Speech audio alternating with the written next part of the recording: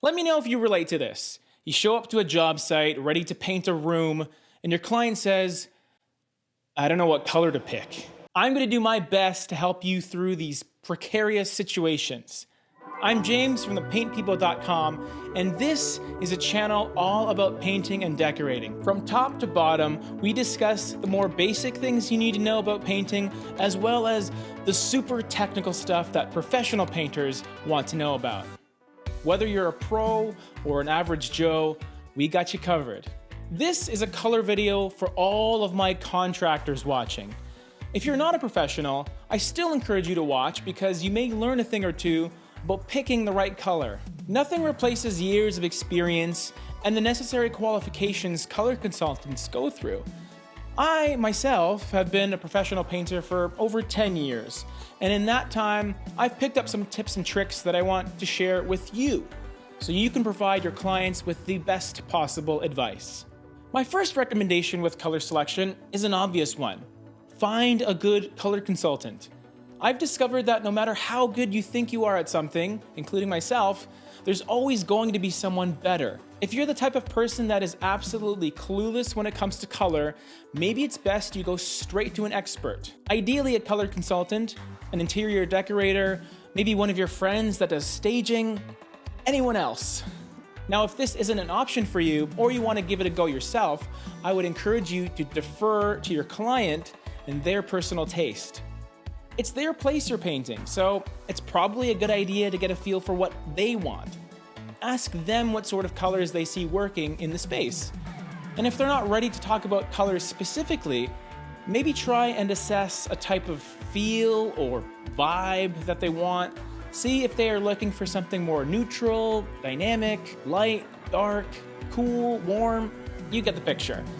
That will at least help you steer them in the right direction. If you're not a color expert, it's always a good idea to provide insight and advice, but ultimately allow the client to make the final decision. Now that you know what your client is looking for, you can take extra steps to help solidify their choice. If you're physically in the room you plan on painting, take a look at what else is in there. This includes any furniture, wall fixtures, curtains, and any other accessories. The wall color needs to work with these elements, so make sure that they do. By far, the most important thing to consider is the flooring. It's also a good idea to ask the client if the flooring is staying, because if it's being replaced, you don't want to match the wall to a flooring that's not going to be there in a few months. Now let's head over to another room so I can take you through my process in picking a complementary color for a room. So we're currently in a bedroom that we recently painted. This is the color that we ended up with. It looks great, but it took a lot of work to get here. I made sure to talk to the client and get a feel for what they wanted. It's a very important step because it's their space, so it ultimately should come down to them and their decision and their preference. The client told me they wanted a gray, but the thing about gray is there's all kinds of them. So immediately I knew that we were looking in the off-white collection. And when I was talking to the client, they specifically told me they didn't want white. They didn't want their walls to look like they were just primed. There actually needed to be some color there. And the trick to that is just to make sure that whatever color you pick, it has a contrast to your woodwork. So we went with just good old white, pre-mixed white, and you can see there is quite a difference between the wall and the baseboard, even though the wall still looks pretty light and the room looks very, very open. But we made sure there was still enough difference. The last and most important thing that you have to remember when you're picking a color in a room is the flooring.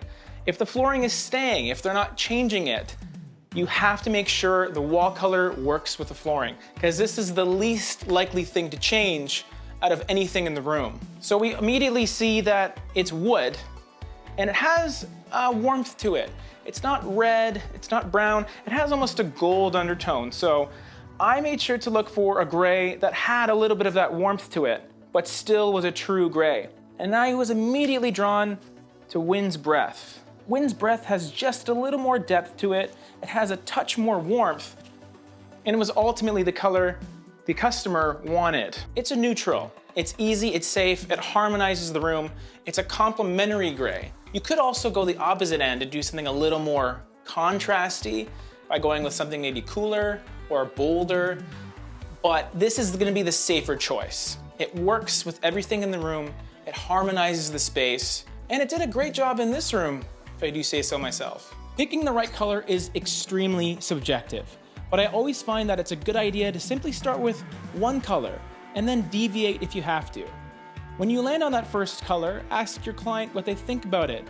Perhaps it's a bit too light or too dark. Whatever critiques they may have, take them in and then do your best to make the necessary adjustments so you finally land on that winning color. So with these few principles, you're now better prepared to assist your client with color selection.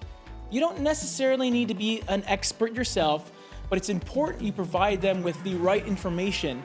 Let them lead the way, but you need to be the one to guide them there. Now, if you want some color suggestions on trim paint, I put together a fun little top 5 right here. 5 off-whites that work wonders on baseboards and trim. Hope you enjoyed this video, and see you on the next one.